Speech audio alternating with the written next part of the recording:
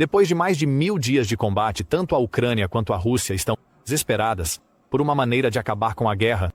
A Ucrânia pode já ter a vantagem. A invasão da região de Kursk em agosto deixou a Rússia tentando se recuperar, um golpe do qual Moscou ainda não se recuperou. Mas a Ucrânia não vai parar por aí. Em uma de suas últimas grandes decisões antes de deixar o cargo, o presidente Joe Biden aprovou o uso de mísseis Atacms fornecidos pelo EUA pela Ucrânia para atingir alvos no interior da Rússia. A Ucrânia não hesitou, lançando um ataque a uma instalação de armas em Bryansk. Apenas um míssil causou danos, mas a mensagem foi alta e clara. A Ucrânia está pronta para atacar o coração da Rússia. Para Putin é um pesadelo. Encurralado e perdendo terreno, ele está recorrendo à sua jogada mais perigosa até agora, ameaçando guerra nuclear. Putin reescreveu as políticas nucleares da Rússia, criando uma forma de justificar o uso de armas nucleares contra a Ucrânia. É uma jogada desesperada, mostrando até onde ele está disposto a ir para evitar a derrota, mas ele realmente apertaria o botão. E o que isso diz sobre o estado da guerra? Vamos mergulhar na aposta nuclear de Putin e por que suas ameaças são mais alarmantes do que nunca.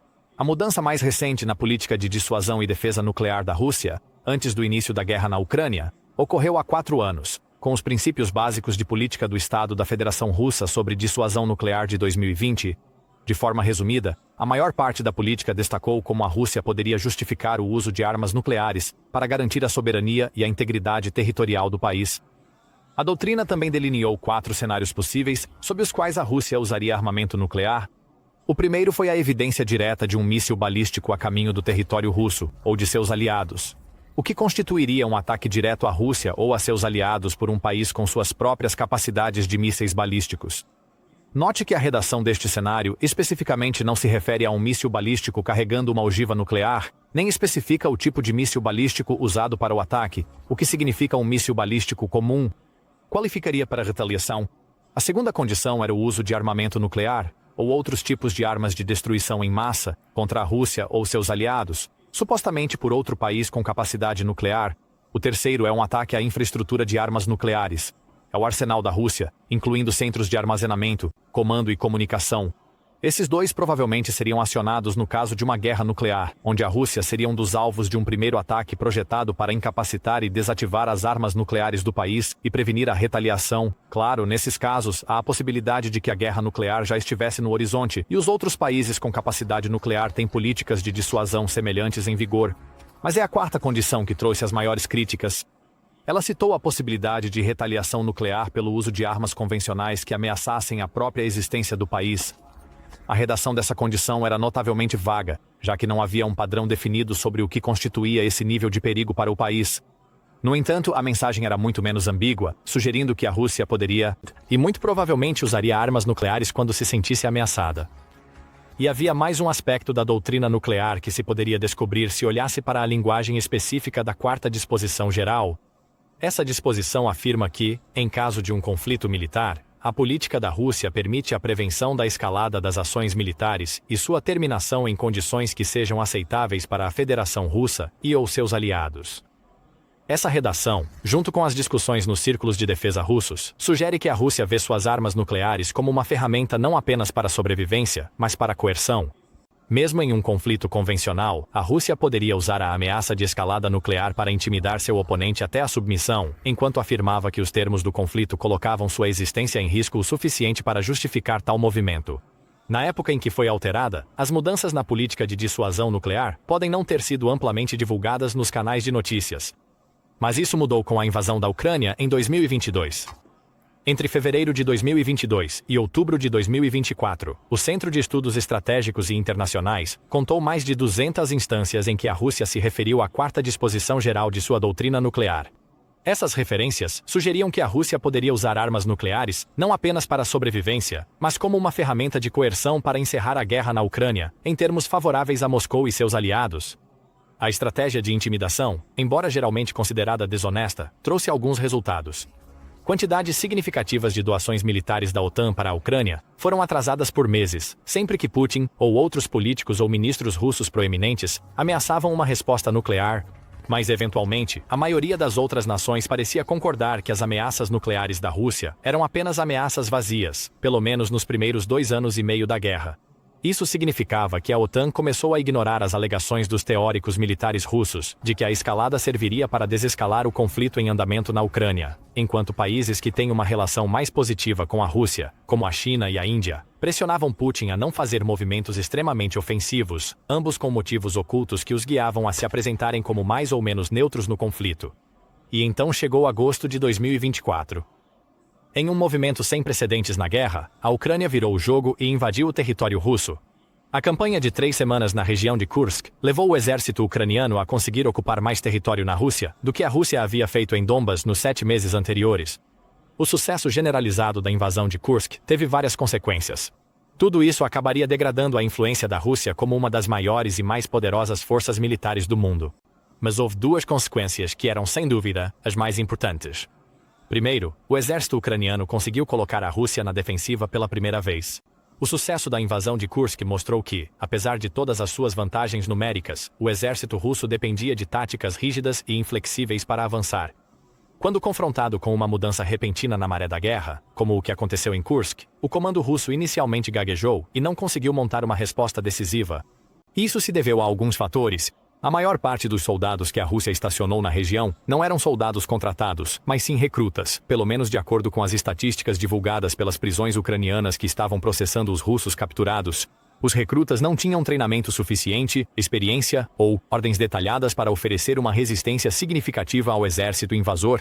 Isso levou a ondas de rendições por toda a região, que foi parcialmente o motivo pelo qual a invasão foi considerada um sucesso retumbante para a Ucrânia desde o início.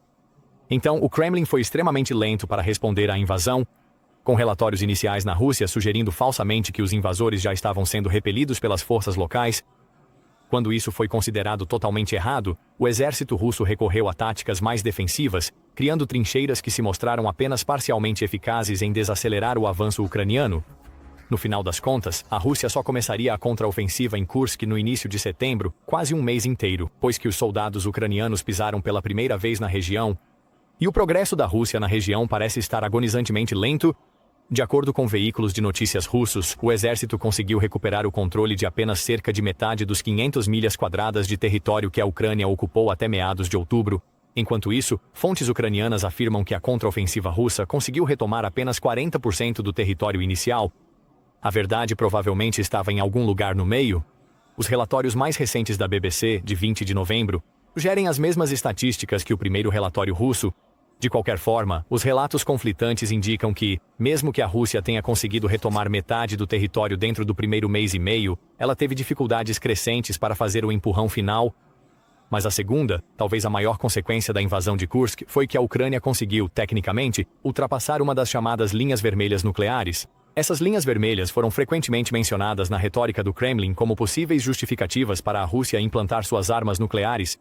Como mencionado anteriormente, algumas das linhas vermelhas mais comuns que foram traçadas pelas autoridades russas dizem respeito aos tipos de armamentos que estão sendo doados à Ucrânia, começando com tanques da era soviética até armaduras mais modernas. Todas essas linhas vermelhas acabaram sendo ultrapassadas à medida que a OTAN enviou tanques cada vez mais tecnologicamente avançados para a Ucrânia, desde os T-80 até os M1 Abrams, Challenger 2 e Leopard 2. Outras linhas vermelhas incluíam o envio F-16Is para a Ucrânia. Os avisos de Moscou apenas atrasaram brevemente a OTAN em doar essas aeronaves e elas acabaram começando a voar para a Força Aérea Ucraniana em agosto. A linha vermelha que se relacionava com a invasão de Kursk abordava o que aconteceria se a Ucrânia ou outro país invadisse o território da Rússia. A Ucrânia, no entanto, conseguiu fazer isso sem qualquer envolvimento do Ocidente. Na época, Putin rotulou as forças invasoras como terroristas. Além disso, ele invocou o Pacto de Defesa Ambíguo com a Coreia do Norte para justificar o envio de até 12 mil soldados para Kursk, tudo em nome de defender a integridade territorial da Rússia contra a invasão ucraniana. Os soldados norte-coreanos ainda têm mais alguns meses de treinamento antes de poderem ser totalmente enviados para Kursk e outras regiões vizinhas. Redação de defesa com a PAC sugere que a Coreia do Norte terá uma utilidade ofensiva limitada para a Rússia, mas também pode permitir que Putin redobre seus esforços de contraofensiva em Kursk. Pode-se argumentar que a Rússia poderia ter usado a invasão de Kursk como uma linha vermelha para justificar o uso de armas nucleares contra a Ucrânia, especialmente quando a invasão se mostrou mais extensa do que o Kremlin esperava. Afinal, a Ucrânia ocupando um pedaço do território russo lhe dá muito mais cartas na manga para as futuras negociações de paz, algo que está se tornando um evento muito mais provável do que a Rússia vencer a guerra na Ucrânia nos próximos 1 ou 2 anos. Então, quando as bombas nucleares não foram usadas como resposta à invasão de Kursk, o Ocidente viu isso como uma oportunidade para se tornar mais ousado em suas doações militares. Os EUAR aprovaram mais rodadas de ajuda financeira e militar, incluindo o envio de mais munição para o sistema de defesa aérea Patriot, além de uma segunda bateria de lançamento Patriot, alocada para a Ucrânia em junho de 2024. O aumento do apoio ocidental era exatamente o que a Ucrânia precisava na época, já que a atenção elevada da mídia voltou o olhar do mundo para a guerra na Ucrânia, permitindo que eles defendessem mais esforços de ajuda. O apoio crescente aparentemente culminou com os Israel finalmente concordando em deixar a Ucrânia usar alguns dos mísseis de longo alcance que doaram para serem disparados em território russo. Essa foi mais uma das linhas vermelhas da Rússia cruzadas, e uma que foi uma retaliação mais direta, embora não no nível de uma resposta nuclear. Havia algumas razões diferentes pelas quais os EUA aprovaram o uso dos ATACMS dentro da Rússia. Vamos começar com uma menos óbvia, mas talvez mais lógica. A Ucrânia já tinha os meios para atacar mais fundo na Rússia. Além da invasão de Kursk, a Ucrânia começou a aumentar sua capacidade de atingir alvos militares-chave na Rússia através do uso de drones kamikaze, que eram ou drones comerciais reaproveitados para missões de curto alcance, ou drones militares dedicados para missões de longo alcance. Enquanto o primeiro praticamente transformou as táticas militares habituais de décadas nas linhas de frente, o segundo foi um resultado direto de anos de avanços nas armas domésticas da Ucrânia. Em setembro, as missões de drones de longo alcance se tornaram mais ambiciosas, culminando em um ataque em grande escala com drones que teve como alvo a capital russa, Moscou, no dia 10 de setembro. Enquanto a maioria dos cerca de 140 drones foi interceptada e destruída pelas defesas russas, vários drones ainda conseguiram atingir áreas próximas à capital, resultando em uma vítima. As ramificações foram súbitas e claras. A Ucrânia poderia construir drones que desafiavam as defesas da Rússia e operavam em longas distâncias, tornando táticas anteriores obsoletas. Com a crescente indústria de drones da Ucrânia dependendo de táticas de guerra com drones, os ATACMS se apresentam como uma espécie de redundância ou uma alternativa aos planos da Ucrânia. Primeiro, os mísseis ATACMS não têm um alcance tão longo assim, chegando a cerca de 200 milhas, que é menos do que a distância da Ucrânia até Moscou. Em segundo lugar, eles são muito mais caros de produzir do que drones militares. Um drone militar no nível dos que foram usados pela Ucrânia pode custar cerca de 100 mil a 200 mil dólares, enquanto um único míssil ATACMS custa mais de $1 milhão. Em terceiro lugar, a Ucrânia não tem como. Para fabricar mísseis ATACMS, e toda a sua oferta é baseada em doações da OTAN, esta é uma oferta que está extremamente limitada no momento, com indícios de que a Ucrânia recebeu não mais do que 50 mísseis ao longo de toda a guerra, e não há uma maneira exata de determinar quantos ainda restam. Mas onde os mísseis ATACMS se destacam é na sua capacidade de contornar sistemas defensivos modernos. Como o míssil é significativamente mais rápido que os drones militares, as defesas antiaéreas russas têm muito trabalho pela frente para ataques de longo alcance. O resultado de 5 dos 6 mísseis destruídos pelas defesas russas não inspira confiança em usar os ATACMS. A Ucrânia pode usar mísseis para interromper operações na Rússia, permitindo drones focarem em ataques vitais. ATACMS podem estar atrasados para impactar a guerra. De qualquer forma, a Ucrânia poderia teoricamente usar os mísseis para interromper operações-chave das cadeias de suprimento ao redor da Rússia, o que, em última análise, permitiria que os drones ucranianos se concentrassem em lançar outros ataques em centros de comando e militares vitais. Então, os ATACMS podem estar chegando um pouco tarde demais para fazer uma diferença significativa, considerando o estado atual da guerra. Mas há outra razão, ainda mais vital, pela qual tantas decisões sobre onde e como atacar estão sendo tomadas neste momento. A administração Biden está a caminho de sair. Com o ex-presidente Donald Trump vencendo a eleição presidencial de 2024 e prestes a ser empossado em 20 de janeiro de 2025, a administração atual tem menos de 2 meses para continuar ajudando a Ucrânia. Depois disso, é a vez de Trump tomar as decisões, o que pode reverter muitas das políticas de Biden que foram feitas nos últimos 1000 dias. E a OTAN, a Ucrânia e a Rússia sabem disso, e é exatamente por isso que a guerra se intensificou nas últimas semanas. Com a Rússia incapaz de avançar significativamente em Kursk, soldados norte-coreanos ainda nas fases finais de treinamento e sem uma justificativa real para usar armas nucleares por uma invasão que aconteceu meses atrás, Putin voltou sua atenção para a linha de frente ativa no Donbass. Lá, o exército russo começou a fazer um progresso lento, mas constante, ocupando cerca de 1000 milhas quadradas de território em 2024, o que é um progresso significativamente maior do que no ano anterior. Ainda mais importante para Putin, a ofensiva pode estar se acelerando, já que os novos territórios ocupados representam apenas 656 milhas quadradas adquiridas até setembro, com metade desse progresso feito em apenas 3 meses. Então, por que de repente há preocupação com o uso de armas nucleares? O ataque ao que está sendo usado para atacar o território russo aconteceu antes de a Rússia reformular sua política de defesa nuclear. Diferente da doutrina de 2020, a nova redação da política implica que a Ucrânia, usando armamentos de terceiros de um país com capacidade nuclear, como o ZEUA, é considerado o mesmo que esse país de terceiros, atacando diretamente a Rússia. Em resumo, a nova política é redigida de forma precisa para criar uma nova rodada de intimidações que contraria diretamente os novos desenvolvimentos nas políticas da OTAN, permitindo o que a Ucrânia pode fazer com suas armas.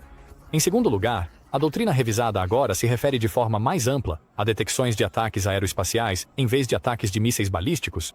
O termo aeroespacial, dessa forma, pode significar mísseis, drones ou aeronaves, abrangendo de maneira hilária praticamente qualquer tipo de opção que a Ucrânia tenha para realizar ataques de longo alcance. Embora o Kremlin tenha declarado oficialmente que a nova doutrina foi cuidadosamente revisada independentemente dos desenvolvimentos em andamento na guerra, a redação e como ela se alinha aos esforços de guerra dizem o contrário.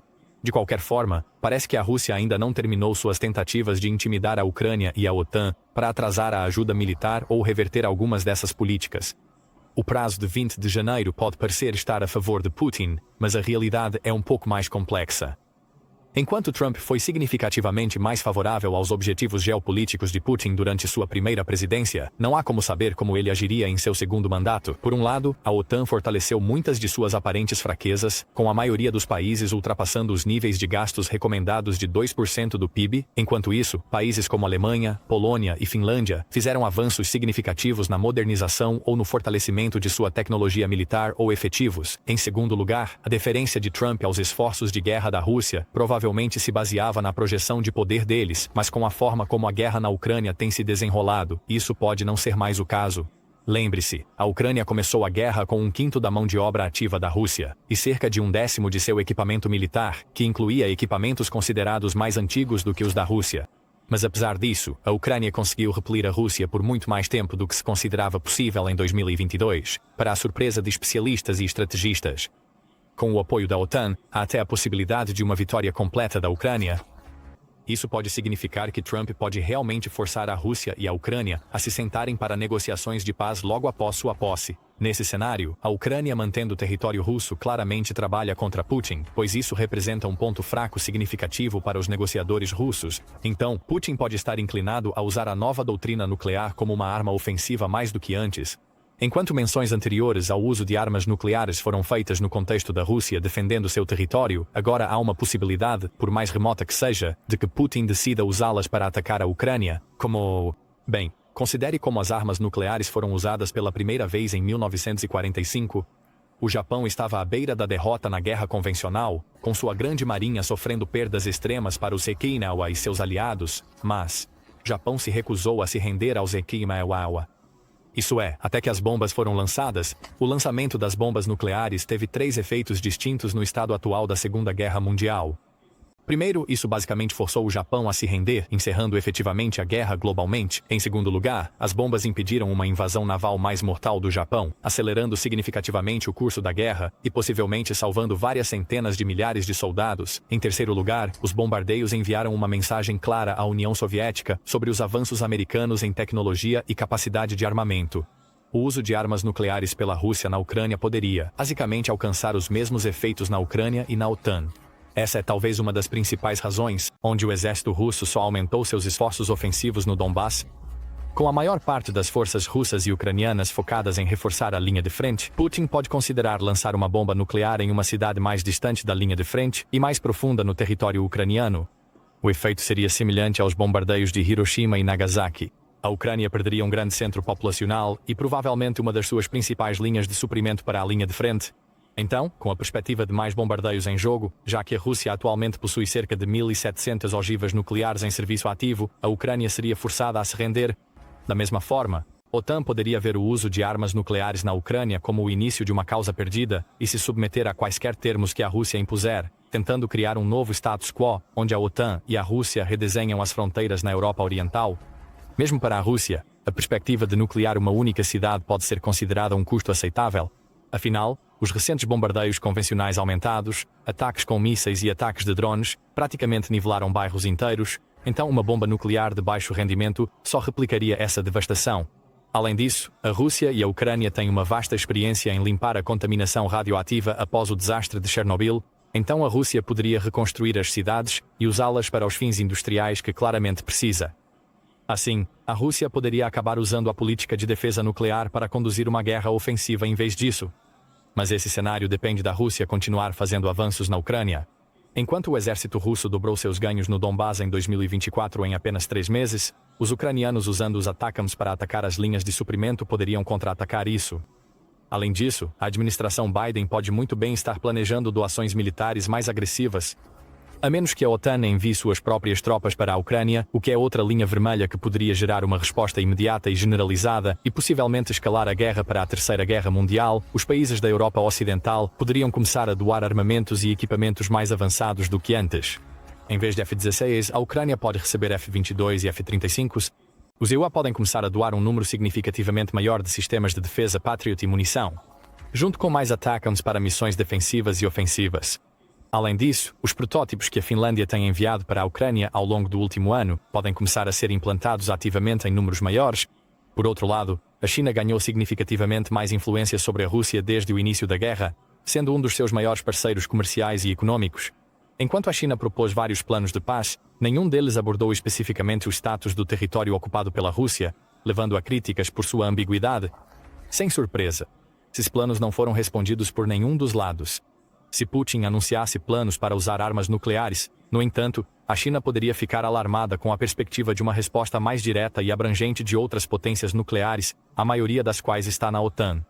Se a Rússia escalar o conflito usando armas nucleares, os EUA podem se envolver imediatamente no conflito, independentemente de quem esteja na Casa Branca no momento. Isso poderia acabar arrastando a China para uma guerra que ela talvez não consiga vencer, mesmo que a guerra seja convencional em vez de nuclear.